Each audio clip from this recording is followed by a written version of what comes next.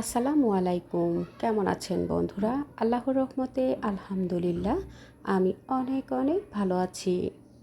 বন্ধুরা, আজ ভীষণ মজাদার স্বাদের একটা রেসিপি তৈরি করব।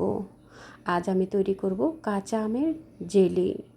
কাঁচা আমের জেলিটা বাচ্চা থেকে বড় সকলেই খুব পছন্দ করেন। খুব সহজে কাঁচা আম থাকতে এই জেলিটা আমি যেভাবে তৈরি করে নিই সেই পদ্ধতিটাই আপনাদের সাথে শেয়ার করব। জেলিটা কম বেশি সকলেই তৈরি করে থাকেন। আমি যেভাবে খুব সহজ পদ্ধতিতে ঝটপট করে জেলিটা তৈরি করি এবং সংরক্ষণ করি, সম্পূর্ণ পদ্ধতিটাই আপনাদের সাথে শেয়ার করব। আশা করছি সঙ্গেই থাকবেন, পুরো রেসিপিটা দেখে সুন্দর সুন্দর কমেন্টস করে সাপোর্ট করবেন। বন্ধুরা, কাঁচা আমের জেলিটা আজ আমি তৈরি করে দেখাবো অল্প করে। তো আমি কাঁচা আমের জেলিটা তৈরি করার জন্য এখানে কিছু কাঁচা আম নিয়েছি। আমি এখানে 4টা কাঁচা আম নিয়েছি। কাঁচা আমটাকে খোসাসহ ভালোভাবে ধুয়ে নিয়ে এভাবে করে খোসাটাকে ছাড়িয়ে নেব। কাঁচা থাকতে থাকতেই আমের জেলিটা তৈরি করে নিলে খুব দ্রুতই কিন্তু আম এখন পেকে যাওয়ার সম্ভাবনা আছে। তো একটু কাঁচা থাকা অবস্থায় কিন্তু আমের জেলিটা তৈরি করে নেওয়ার চেষ্টা করবেন। এতে করে কাঁচা আমের জেলিটা খুব সুন্দরভাবে কালারটা চলে আসবে। তো এইভাবে করে প্রতিটা আমের টুকরোকে খোসাটা ছাড়িয়ে নিয়ে এরপর ভেতরের আটিটা ফেলে দিয়ে আমি উপরের অংশটুকু এভাবে করে ছোট ছোট কিউব করে টুকরো করে কেটে নিয়েছি। আটিটা আমি আলাদা করে ফেলে দিয়েছি। এই আমের টুকরোগুলো দিয়েই জেলিটা তৈরি করে নেব। তো চুলায় একটা প্যান বসিয়ে দিয়ে আমের টুকরোগুলো দিয়ে দিলাম, 1 কাপ পরিমাণ পানি দিয়ে দিলাম, দিয়ে আমটাকে সেদ্ধ করে নেব। বন্ধুরা, আপনারা যে যতটুকু জেলি তৈরি করবেন সেই অনুযায়ী কিন্তু বাড়িয়ে কমিয়ে আম নিয়ে নেবেন এবং পানির পরিমাণটাও সেই পরিমাণে দিয়ে দিবেন।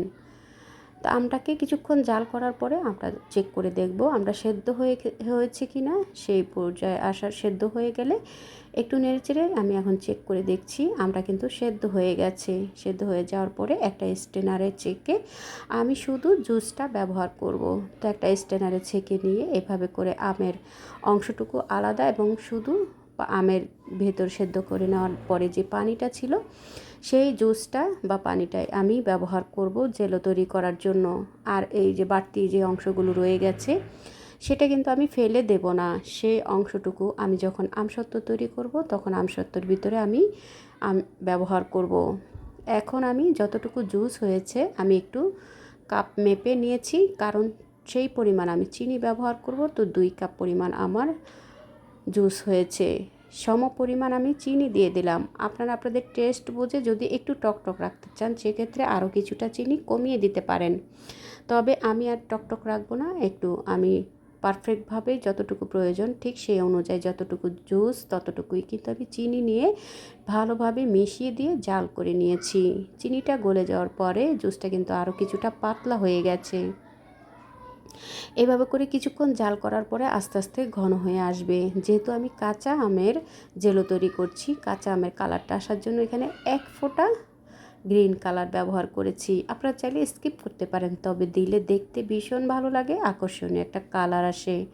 2 টেবিল চামচের মতো ভিনেগার এখানে দিয়ে দেবো। আমি হোয়াইট ভিনেগারটা এখানে ব্যবহার করছি। আপনাদের হাতের কাছে যদি লেবুর রস থাকে সেক্ষেত্রে 2 টেবিল চামচের মতো লেবুর রস এখানে দিয়ে দিতে পারেন। হোয়াইট ভিনেগারটা দিয়ে খুব ভালোভাবে আবারও একটু নেড়ে দেব। এভাবে করে কিছুক্ষণ নেড়ে চেড়ে আমি একটু চেক করে দেখব আঠালো হয়েছে কি না। আঠালো হওয়া পর্যন্ত আমি আমের জুসটাকে এভাবে জাল করে নেব। বন্ধুরা, কিছুক্ষণ ঘন ঘন নেড়ে চেড়ে জাল করে নেব। চুলার আঁচটা মিডিয়ামে রেখে অনবরত নেড়ে চেড়ে জাল করে নেব, যাতে করে তলানিতে লেগে না যায়। একটু ঘন ঘন নেড়ে চেড়েই কিন্তু জাল করে নিয়ে এরপর আমি একটু এভাবে হাতে নিয়ে চেক করে দেখছি, ঠিক এরকম এক তার হয়ে আসছে। ঠিক এই পর্যন্ত জাল করে নেওয়ার পরে চুলাটা অফ করে দেব।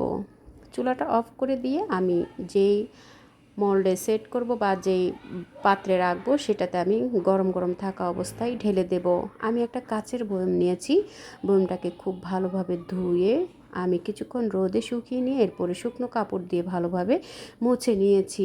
এতে করে সারা বছর যদি আমের জেলিটা আমি রেখে দেই, জেলিটা কিন্তু একটুও নষ্ট হবে না। এভাবে করে সারা বছর সংরক্ষণ করে আপনারা এই আমের জেলোটাকে রেখে দিতে পারেন। টেবিলে রেখেই কিন্তু পরিবেশন করতে পারবেন।